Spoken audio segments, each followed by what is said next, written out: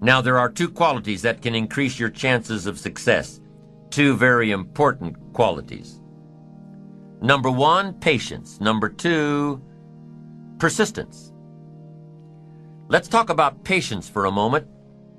Patience is what? Learning to handle the passing of time. Now, once you've had an appetite for success and you start going for it, now you've got to learn to handle the passing of time. Here's why. It takes time. It takes time to build a corporate work of art. It takes time to build a symphony orchestra with flawless music and harmony that sends you on flights of ecstasy, to be remembered long after the orchestra has shut down and the lights have gone out. It takes time to put harmony together. It takes time to build a life. It takes time to build an enterprise. It takes time to get through school. It takes time to develop and grow. So give your enterprise time. Give your business time. If you're in management, give your people time. If you're a parent, give your kids time. Don't be too short, too quick. Give them time. Now, not forever, but time. It takes time. Here's the ultimate challenge. You've got to have patience with yourself. It takes time to make changes in habit and discipline. It takes time to correct old errors in judgment and to finally give up old blame and pick up new responsibility. I'm telling you, it took me some time. I used to blame the government and blame taxes and blame the company and blame the marketplace. It took me a long time to give that up. That was a pretty comfortable list to explain my empty bank account, pennies in my pocket, nothing in the bank, not doing well, embarrassed by my situation. It took time to give that up and only blame myself. That took a while. So have patience with yourself, number one. And number two, while you're dealing with the passing of time, number two is to keep doing it. Be persistent. Be tenacious. Keep doing it until. As long as you are patient and persistent, it's hard to elude success. As long as you maintain patience and persistence, tenacity, there's only one person, just one person, that will draw the line between success and failure. One person, and that person is you. So be patient. Be persistent. You need both patience and persistence together, and here's why. Lack of patience is probably the worst enemy of ambition. While your ambition keeps growing, keeps moving, keeps looking for new ways to succeed, impatience tends to grow frustrated. Impatience won't allow for persistence. Impatience wants to give up. Impatience calls discouragement failure. But your ambition won't let you give up so easily, not if you're persistent. What others may call failure, ambition calls a learning opportunity, a chance to make adjustments along the charted course to success. Ambition knows something else too. Ambition knows that the longer the achievement is in coming, the more valued it is. So let me give you a few aspects of patience, some examples that might help illustrate just how valuable it is. There are 6 aspects of patience, and here's number 1. Knowing when an opportunity is right and when more preparation is needed. Let's say you're opening up a restaurant specializing in fresh seafood. You're all excited to get going, get the money coming in instead of it all going out. You're all excited. So because you're all excited, you want to open early. Your impatience gets the best of you. And so you do, open before your scheduled grand opening. Customers start coming in. They're all excited about this new great restaurant. And everybody wants some fresh seafood. They're all ordering fresh seafood from the menu. But now you panic. You haven't got any. You're not ready. The fresh seafood shipment won't come in for a week. Impatience has just killed the restaurant. Now let's say you've got a great new product that's scheduled to come out on the market in the next several months. Everything's going according to plan, so you start planning your ads, start planning big public relations events. You're so sure that it's going to happen that you set a date. The engineers told you that the product's not ready, but you're sure it will be. You start planning everything, invite lots of people, influential people, buyers of your product. You're so excited that you went ahead without the product actually being done. Come the week of the grand unveiling, the engineers come to you and say it still doesn't work. Your impatience just lost you credibility in the marketplace. That's number one. Be patient in knowing the difference between when the opportunity is right and when more work needs to be done. Here's number two. Remain alert, even if opportunity doesn't come right away. Make sure that your patience allows you to keep your eyes open and ready for opportunity. Keep looking. Be patient. Number three, keep preparing for opportunities, even if there's a delay. Even if things aren't going just the way you think they should, keep your disappointments at bay and keep getting ready for opportunities. Be prepared. Always be prepared. Don't let impatience allow you to give up. Number four in patience. Take the little setbacks in stride. Take the little successes in stride. Don't let small disappointments discourage you. Don't let the little successes delude you. Avoid the emotional roller coaster that will always disrupt your plan. Number five, if you're waiting on the decisions of others, be patient. You cannot control the decision-making abilities of others. You cannot control their timing. If your project was to come up before the board in one meeting and time ran out, and they moved your project to the top of the agenda for the next meeting, be patient. Don't be frustrated about what you have no control over. And number six, take a vacation from your ambition.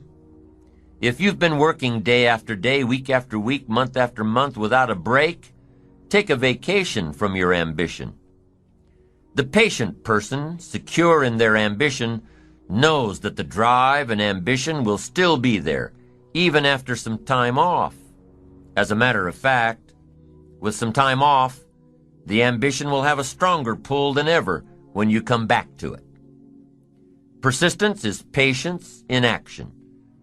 Persistence is creative, always looking for new opportunities. Persistence is courageous. It doesn't give in to fear. Persistence is hopeful. It doesn't let discouragement through the door. Persistence is positive. It keeps you on track with your plans and your goals. And the last thing that persistence is cheerful. Not gloomy, cheerful.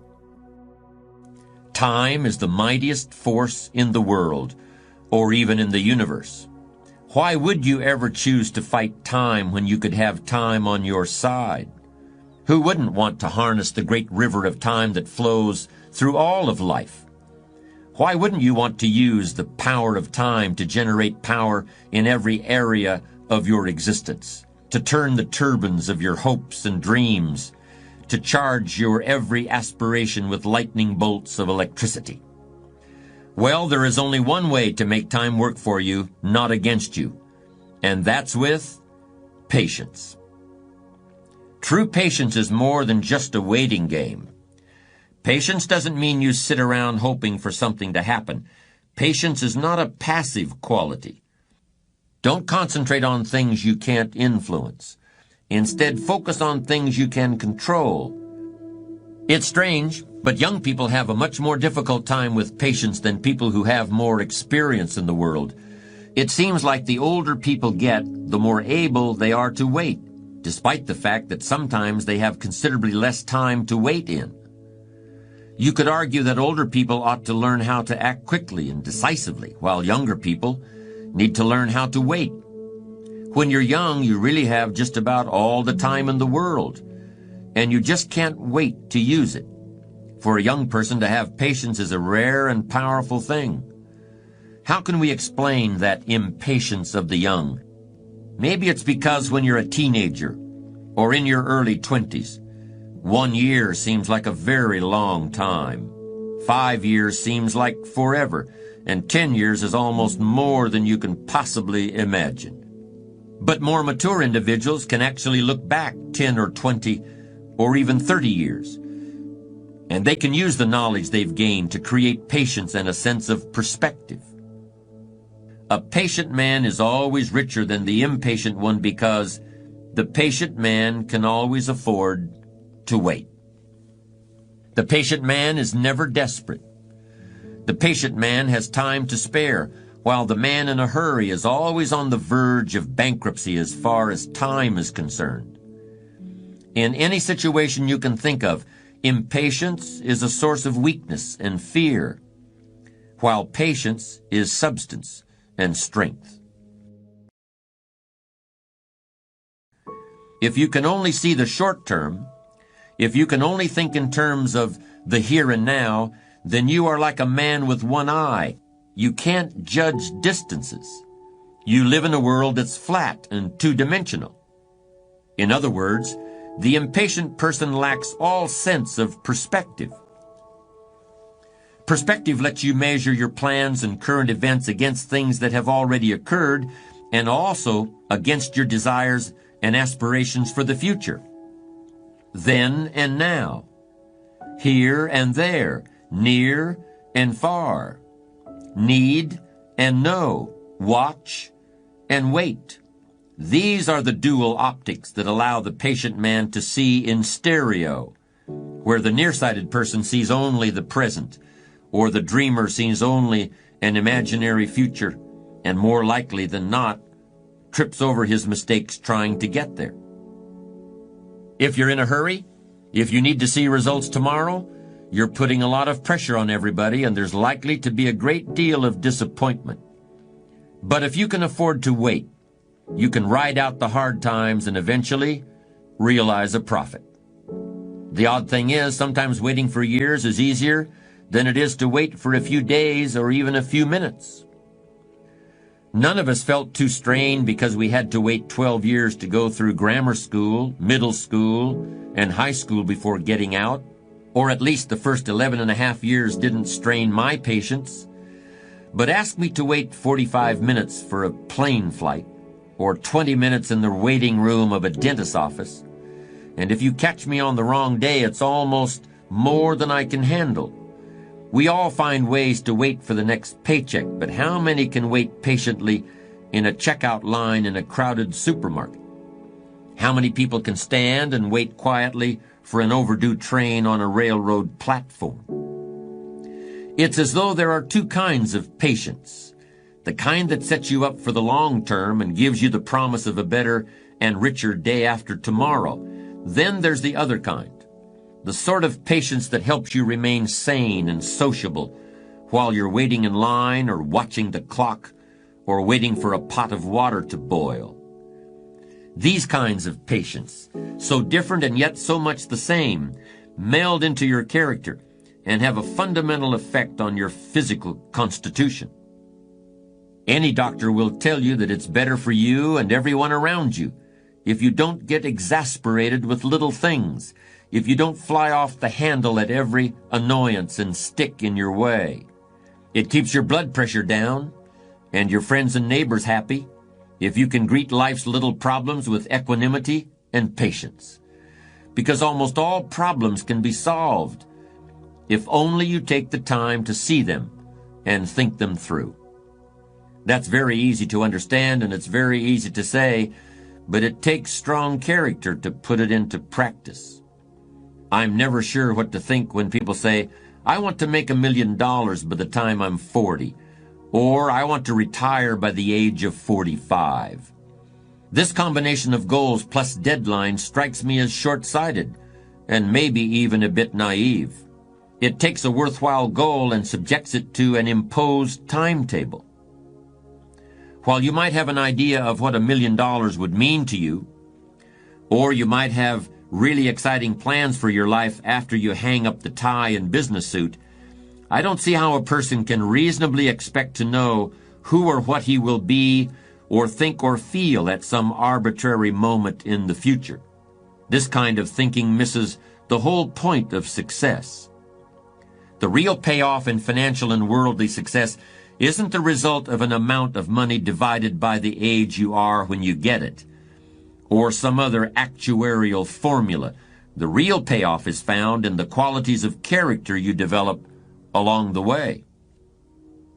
There's a story about a young man who had a very old and rich uncle. When the uncle died, the young man was called to the office of his attorney and told that he'd been left a huge fortune. To collect it, however, he first had to run a certain errand which was described on a slip of paper. It seemed simple enough, but when the young man tried to accomplish it, this first task turned into another, and then another. As he pursued his uncle's final request, the young man was led into foreign lands and exotic adventures and untold dangers.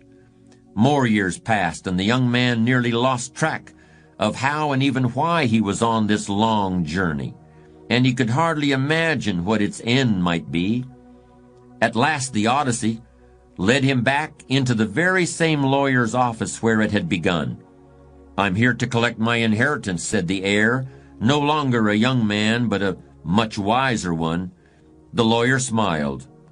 "As your uncle intended, you've already collected it, in the places you've been and the things you've learned.